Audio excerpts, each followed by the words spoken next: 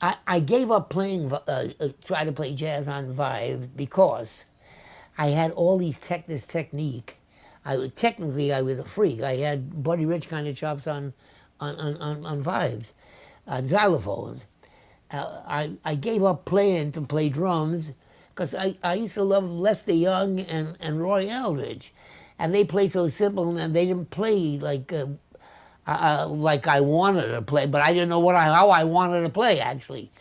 Till Tiny Con, when I came home on the furlough, well, first I gotta get back. There was a record band those days. The musicians put a union wanted more money, so they didn't pay it, so they no recording for anybody. That's how singers became popular, by the way. The singers who, like Frank Sinatra and Dick Ham, they recorded with, they didn't consider harmonica or banjo, and they would record with them, and they had records. So I came home on a furlough, and Tiny, of course, he couldn't go on the service because he was like a submarine. He was, he was too big. And so I got home, and Tiny could hardly wait for me to get home. He says, "You got to hear a new music called bebop." Now, when he said bebop, that's like if you didn't know anything about jazz, "Hey, Brett, you got to hear a new music called Roogaroogashbugger." That's what I said. What the hell is bebop? I never, that was like the weirdest name. And he took me down to hear Charlie Parker, Dizzy Gillespie, Curly Russell, Max Roach, and Bud Powell in one group. And I wrote, you got to read my book, really. I actually had a nervous breakdown. You know that there's, Looking for Shangri-La was a picture. I found what I was looking for, but I didn't know what the hell they were doing.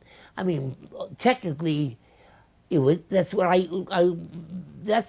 and especially Dizzy Gillespie, Charlie Parker, already was like listening to George Gershwin. I mean, everything he played was a song.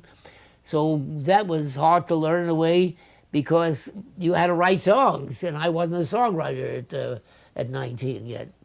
And so with Dizzy, I could learn because rhythmically, being a drummer, he played, if I took away the notes, so with syncopation, I got that syncopation. But anyhow, I followed them. We got done at 4 o'clock in the morning. Tiny had the car, and I said, and then I heard they were going uptown to Harlem to Minton's to jam. That's those days, especially for the black musician, there was no place for him to play. There was Roy Eldridge with Gene Krupa. A black guy could play with a white band, not many. Benny Goodman stuff, and Charlie Shavers with Tommy Dorsey.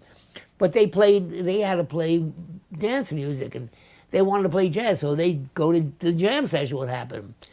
Everything at 4 o'clock in the morning, everybody go up there. So I told Tiny that I got to go up there and listen to them. I went up to 8 o'clock in the morning to another place till 12.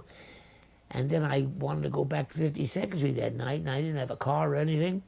So I slept in doorways of stores for about 13 days. My folks had the police looking for me. I was like a bum. I was as filthy as you can get having showered. But I went back to 52nd Street, and I heard them every day while I was on furlough. And when I went back in the Army band, I told you we made Army movie pictures. We had a big string section, and there may be about 8 guys or 9 guys that really were jazz players. And so we used to jam once in a while, and I played vibes once in a while. Where I played drums, but we had another guy. Of course, we had a few drummers. Give me a chance to play some vibes, and whatever I heard those days, it was better than that they heard, But so anyhow, when I went back to the Army and played, and I heard all these notes, and now I played 4 billion notes. They thought I was crazy, the guys playing.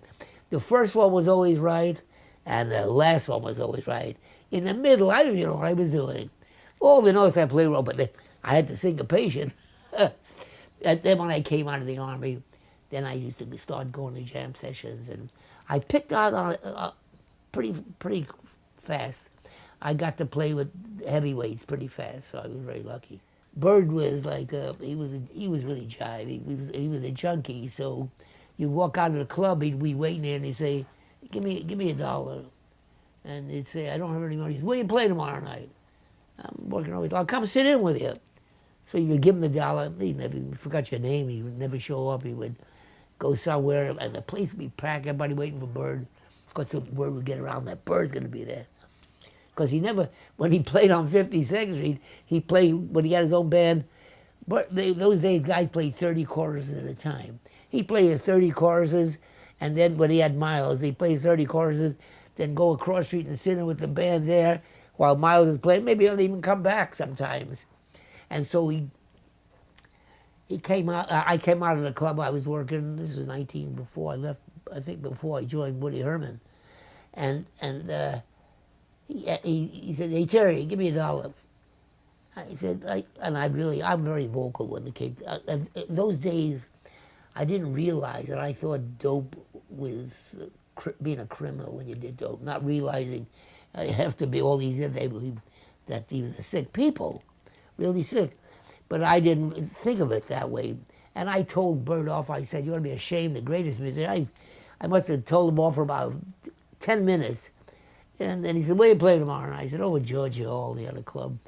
And I'll come sit in with you. I gave him $1 just because I felt bad. It was Charlie Parker. I gave him $1. I never expected him to show up. And the place I came into work on, you couldn't even get in. The club was packed. We went over, I went up to my little quartet, and I started playing out of nowhere. After 16 bars, maybe in about the 12th bar, Bird walks in with his alto with that plastic, and he's playing the next 16. Do. He started playing the next 16. And like I said, guys sometimes play 30 choruses. Well, he's playing, and I was learning, and I was not going to follow him. If you would ask me, would you rather follow Charlie Parker or fight Mike Tyson? Mike Tyson, one punch, you're out, and that's the end of that. But to stand there for 30 choruses, to wait to follow him, every chorus be more of a nervous breakdown. You talk about somebody, whatever you played, he played like 20 years ago.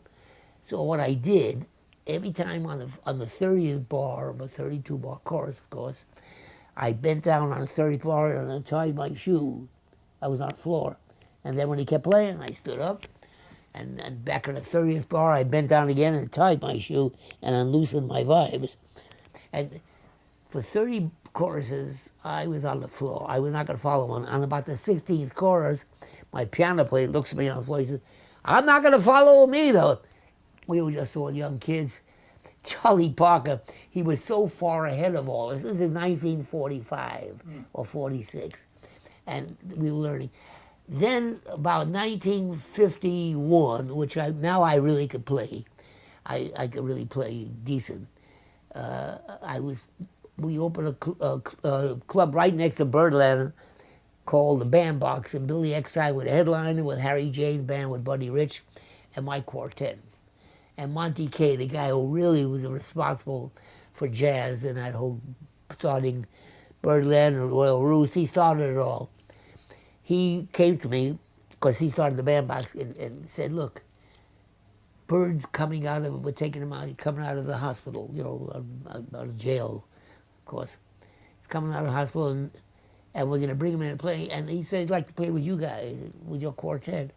And it wasn't one of my better rhythm sections. So I said, yeah, and then I found out something. Because I hired, I won't mention his name because he was well known. I hired a bass player that he hired because he sounded so good with Bird. When he played with me, he played all wrong notes. I mean, because now I was listening, you know. But anyhow, Bird, I said my rhythm section wasn't that good, but you would swear when he played that was the greatest rhythm section you ever heard in your life. He played so straight ahead, and you didn't listen to anybody.